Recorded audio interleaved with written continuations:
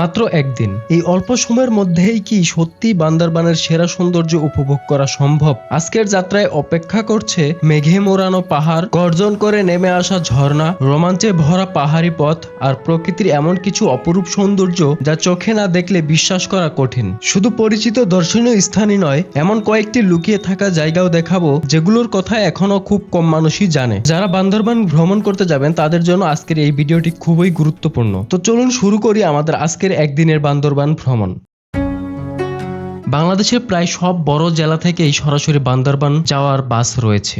রাজধানী ঢাকা থেকে বান্দরবানের দূরত্ব প্রায় ৩২৬ কিলোমিটার। পরিবহন ভেদে বাস ভাড়া সাধারণত ৮০০ থেকে ১৪০০ টাকার মধ্যে হয়ে থাকে। রাতে ঢাকা থেকে রওনা দিলে ভোর অথবা সকালে খুব সহজেই পৌঁছে যেতে পারবেন প্রকৃতির অপরূপ সৌন্দর্যের শহর বান্দরবানে। সকালে বাস থেকে নেমে কাছাকাছি কোনো স্থানীয় হোটেল থেকে সকালের নাস্তা সেরে নিতে পারেন। বান্দরবান এসে সকালবেলা আগে আমি নাস্তা করে নিচ্ছি, এরপর এখান থেকে রওনা দিব এবং প্রতিটা স্পট আপনাদেরকে ঘুরে দেখাবো। এবার আমরা বান্দরবান বাস টার্মিনাল থেকে খাওয়া দাওয়া শেষ করে বের হচ্ছি এবং আমি একাই যেহেতু এর জন্য আমি একা একটা গাড়ি নিয়েছি। এবার এই গাড়িতে করে আমাদের প্রথম গন্তব্যের দিকে রওনা দিলাম। আর আমাদের প্রথম গন্তব্য হচ্ছে প্রান্তিক লেক। এখন আমরা সরাসরি যাচ্ছি প্রান্তিক লেক। প্রান্তিক লেক থেকে আমরা একটা একটা করে স্পট দেখে পুনরায় বান্দরবান ফেরত আসবো। কয় টাকা টিকিট? 30। আমরা অনেকেই বান্দরবান ঘুরতে আসলে পরিচিত যে জায়গাগুলো রয়েছে বা পরিচিত যে স্পটগুলো রয়েছে সেগুলোই আমরা ঘুরে দেখি। এত সুন্দর জায়গাগুলো আমরা না ঘুরেই চলে যাই। এখানে ঢুকেই চোখে পড়লো শান্ত, নিরিবিলি আর মনোমুগ্ধকর পরিবেশ। মানুষের ভিড়ও তুলনামূলক খুবই কম। কিছুক্ষণ প্রকৃতির নীরবতায় সময় কাটালাম, তবে হঠাৎ বৃষ্টি শুরু হওয়ায় পুরো এলাকাটি আর ঘুরে দেখা সম্ভব হলো না। তাই পরবর্তী গন্তব্যের উদ্দেশ্যে আবার রওনা দিলাম। বৃষ্টি নেমে গিয়েছে, বৃষ্টিতে ভিজেই যাচ্ছি। জায়গাটি ভালোভাবে ঘুরে দেখা হলো না। পাহাড়ি আঁকাবাঁকা রাস্তা আর বৃষ্টির এই অপূর্ব মিলন যেন ভ্রমণটাকে আরো স্মরণীয় করে তুলছিল। বৃষ্টির জন্য আসলে আমার ভ্রমণটা নষ্ট হয়নি, আরো এনজয় বেশি করছি। এখন এখান থেকে ঝর্ণায় যাব, আর যেহেতু বৃষ্টি হচ্ছে এখন ঝর্ণায় গিয়ে আরো সুন্দর একটা ভিউ পাবো।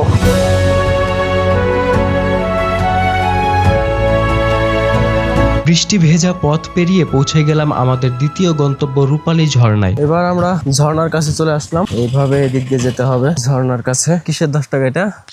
এই সাঁকো ভাড়া নাও, ঠিক আছে।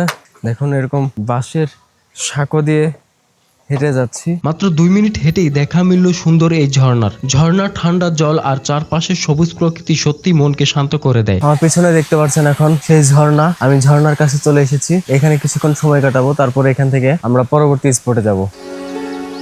কিছুক্ষণ ঝর্ণা উপভোগ করে আবার রওনা দিলাম পরবর্তী গন্তব্যের উদ্দেশ্যে। বান্দরবানের প্রতিটি রাস্তায় যেন নিজেই এক একটি পর্যটন কেন্দ্র। যেদিকে তাকায় শুধু সবুজ পাহাড় আর প্রকৃতির অপরূপ সৌন্দর্য। প্রতিটি বাঁকেই নতুন এক দৃশ্য অপেক্ষা করে। এখানে একটা চেকপোস্ট ছিল, চেকপোস্টে আমাকে চেকিং করা হলো। এখানে আমার নাম, আমার পরিচয় জিজ্ঞাসাবাদ করা হলো এবং আমার এনআইডি কার্ড চেক করা হলো। এবং আমি ওই অংশটুকু ভিডিও করেছিলাম, তারা সেই অংশটুকু ভিডিও ডিলিট করে দিয়েছে। এটা তাদের উপর থেকে নিষেধ আছে, এই চেকপোস্ট এরিয়াতে ভিডিও করা যাবে না। অল্প সময়ের মধ্যেই পৌঁছে গেলাম মেঘলা পর্যটন কমপ্লেক্সে। এখানে প্রবেশ মূল্য 50 টাকা। ভিতরে ঢুকতেই বুঝতে পারলাম মানুষের তৈরি সৌন্দর্য আর প্রকৃতির সৌন্দর্যের দারুণ এক সমন্বয় ঘটেছে এখানে। প্রথমেই উঠে গেলাম ওয়াচ টাওয়ারে। উপর থেকে চারপাশে সবুজ পাহাড় আর মনোমুগ্ধকর দৃশ্য এক কথায় অসাধারণ। এরপর নেমে এলাম ঝুলন্ত সেতুর কাছে। লেকের উপর নির্মিত এই ঝুলন্ত সেতু দিয়ে হাঁটার সময় দুই পাশের দৃশ্য সত্যি উপভোগ করার মতো।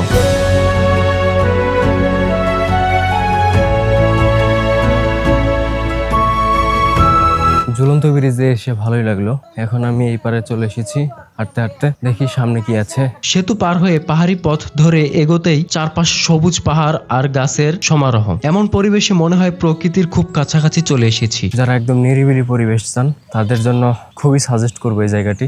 সবকিছু মিলিয়ে দারুণ একটি জায়গা। আমার বাম পাশে একটা বিশাল পাহাড় দেখতে পাচ্ছেন, যে পাহাড়টা খুবই সুন্দর, একদম খাড়া পাহাড়। এটা খুবই ভালো ছিল বান্দরবান আসার পর। এখন পর্যন্ত যতগুলো স্পট ঘুরেছি, এই জায়গাটা বা এই মুহূর্তটা, এখানকার রাস্তাটা সবচেয়ে বেশি ভালো লাগছে। এই দৃশ্য নিজের চোখে দেখা ছাড়া কোনোভাবেই বুঝতে পারবেন না। বান্দরবান ঘুরতে আসলে এই জায়গাগুলো অবশ্যই ঘুরে যাবেন। এত সুন্দর একটা পরিবেশ, এত সুন্দর মনোমুগ্ধকর দৃশ্য আর শীতল বাতাস, সব মিলিয়ে একদম প্রাণ জুড়িয়ে যাচ্ছে। কিছুক্ষণ ঘুরে এখান থেকে বের হয়ে হয়ে রওনা দিলাম পরবর্তী গন্তব্যে। এবার আমাদের গন্তব্য বান্দরবানের অন্যতম জনপ্রিয় দর্শনীয় স্থান নীলাচল। পথেই চোখে পড়ল একটি দৃষ্টিনন্দন বৌদ্ধ মন্দির। সোনালী রঙের কারুকাজ আর নান্দনিক স্থাপত্য মন্দিরটির সৌন্দর্য আরো বাড়িয়ে তুলেছে। বর্তমানে এটা বন্ধ আছে কোনো কারণে। নীলাচল যাওয়ার আগেই বৌদ্ধ মন্দিরটা সামনে পড়বে। বৌদ্ধ মন্দির থেকে এবার আমরা নীলাচলের উদ্দেশ্যে আবারও রওনা দিলাম।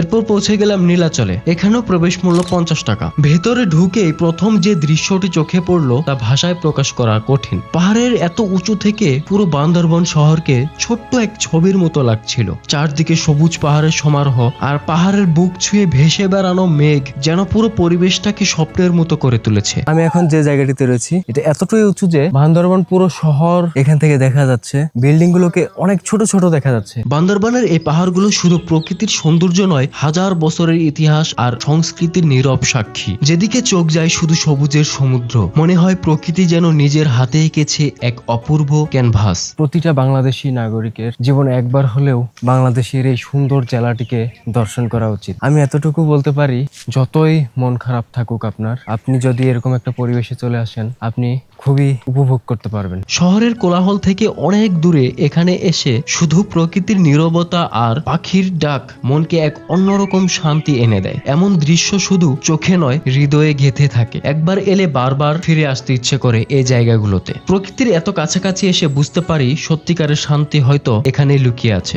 যদি কখনো নিজেকে খুবই ক্লান্ত মনে হয়, একবার চলে আসুন বান্দরবানের এই পাহাড়ে। হয়তো এখানেই খুঁজে পাবেন নিজের কাঙ্ক্ষিত শান্তিটুকু। পাকা সড়কে হাঁটতে গিয়ে ক্লান্ত হয়ে যাচ্ছি, তাহলে একবার ভেবে দেখুন এখানকার যারা স্থানীয় বাসিন্দা রয়েছে, যারা পাহাড়ে চাষাবাদ করে সবসময় পাহাড় থেকে ভারী জিনিস ওঠানামা করতে হয়, তাদের কত কষ্ট হয়। এরকম একটা সুন্দর জায়গায় যদি আপনি আসেন তাহলে আপনি বুঝতে পারবেন। এছাড়া আপনি ভিডিও দেখে বুঝতে পারবেন না যে এই জায়গাটা আসলে কতটা সুন্দর। আমি সত্য বলতে অনেকটাই ক্লান্ত, কিন্তু এই সৌন্দর্য দেখে আমি পুরোপুরি ভাবে মুগ্ধ হয়ে গিয়েছি। আমার এই ক্লান্ত শরীর কেন জানি ক্লান্ত মনে হচ্ছে না, এত সুন্দর একটা জায়গাতে এই সময়টা পার করতে পেরে। এখানে না আসলে আপনারা বুঝতেই পারবেন না বাংলাদেশে এত সুন্দর জায়গা রয়েছে। তো এখন আমি ঘোরাফেরা করে আবারও বান্দরবান চলে এসেছি এবং আমি এই গাড়ি দিয়ে সারাদিন আজকে ঘুরেছি এবং আমার সাথে ছিল এই ভাইটি। একদম মিশুক একজন মানুষ, খুবই ভালো মনের মানুষ। সারাদিন আমরা একসাথে ঘুরেছি। যখন আপনারা বান্দরবান ঘুরতে আসবেন, এই ভাইকে খুঁজে বের করবেন আর অবশ্যই স্ক্রিনে দেওয়া নাম্বারে ফোন করবেন।